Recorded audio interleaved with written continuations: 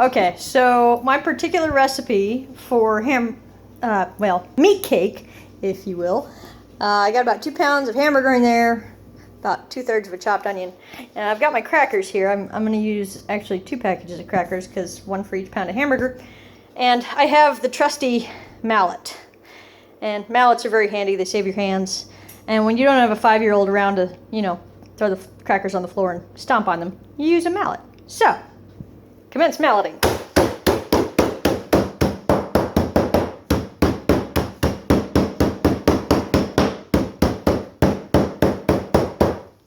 And I think we got all the big pieces there. Yes, this is also great for stress relief. You see how fine the breadcrumb is now. You can kind of see that's awesomely fine. And I use saltines in place of my breadcrumb. So, there we go. Okay, so we got round 1 dumped in there. Round 2 set up. I'm going to squeeze all the air out of the Ziploc baggie that I can get out of it. And then go for round 2 and dump that in there. And I've generally found that rolling the bag as I squeeze the air out of it keeps the air from coming back in, so I get a little more effective air removal on that. Here we go again. Yay! Smash! Smash! Yeah, I enjoy this way too much.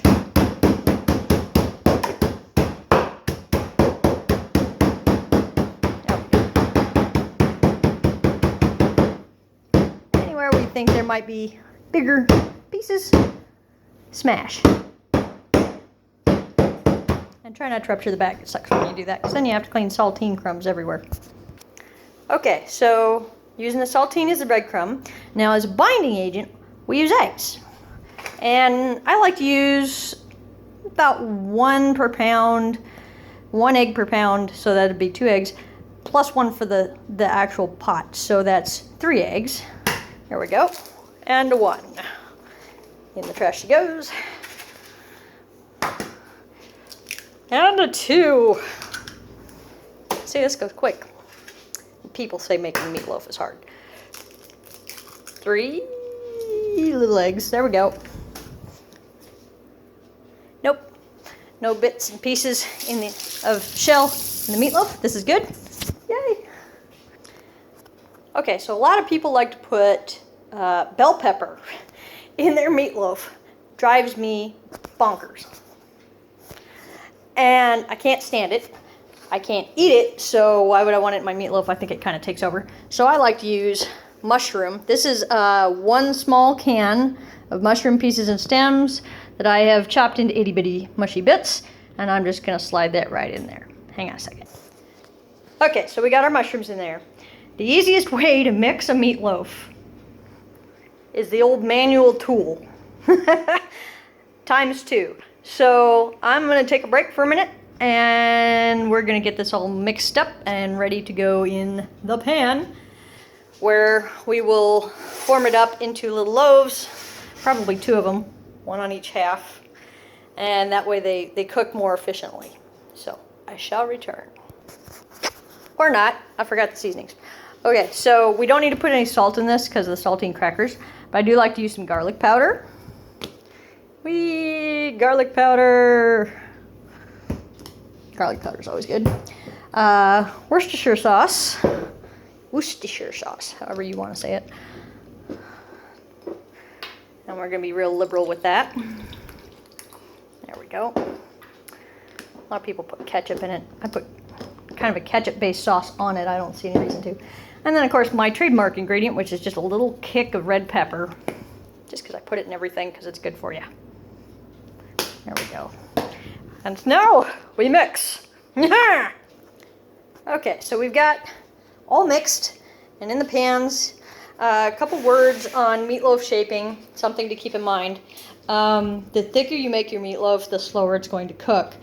And if you make the 2 loaves different sizes, they're not going to cook evenly. So you want to get them as close to the same as you can.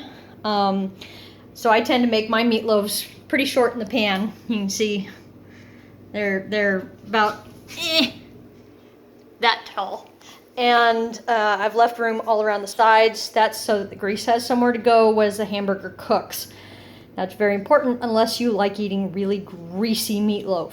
So kind of tuck in all the edges so nothing singes, and flatten them out and kind of even up the sides by patting them with your fingers up and down the sides and squishing them.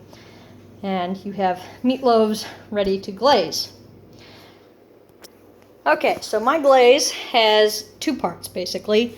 I know a lot of people get really fancy with it or whatever. They just use ketchup. That's really popular and common.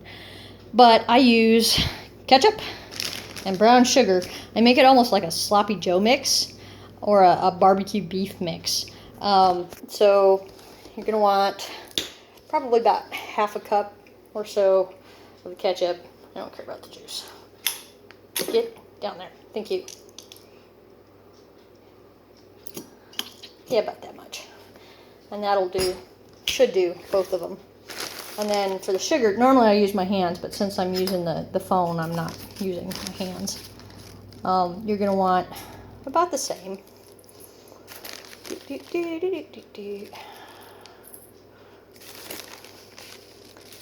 And you notice I'm using this big spoon for this. There's a method to that. I got to have something to mix this with, and this actually goes better with the spoon than it does with the old fingers. So we're going to use the spoon. Okay, that should be enough. And if it's not, oh well. I got all that.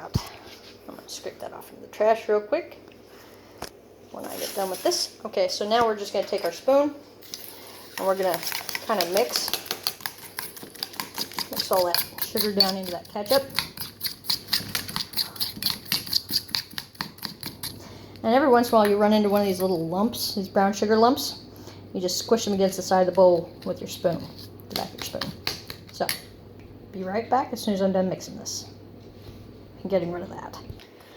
Okay, so we've got most of our lumps out. I don't worry too much about the little ones. It doesn't have to be perfect. But now what we're going to do is we're going to use our spoon to apply our glaze, and it is a glaze because it has sugar in it, to our meatloaves. And what you haven't seen is this whole time I've been cooking, I've had my stove preheating at 350. So altogether these will take probably about 40-45 minutes to cook. So we just kind of try and keep the glaze on the top as much as you can, but get it as thick as you can. Because anywhere the glaze touches the bottom of the pan, it's going to tend towards scorching because of that high sugar content. See, there's a lump, but we're not worried about it because heat will make it melt. And then it will melt right into the glaze. So that's okay. Perfect is not necessary in the kitchen. I am not Emeril Lagasse or any of those Food Network folks. I just don't need perfect. Michelin has never visited my kitchen. Never will. As long as my friends and family come to visit, I'm good. Okay, so we're getting it on there. Nice and thick. And you notice it kind of looks almost like a barbecue sauce. It's got so much brown sugar in it. Okay. Now what we want to kind of do is we want to kind of encourage some of the sauce down the sides without touching the bottom of the pan. But not too much, because, as I said, it will kind of get a little melty in the oven. So we also want to take this as an opportunity to tuck in any loose bits, like that.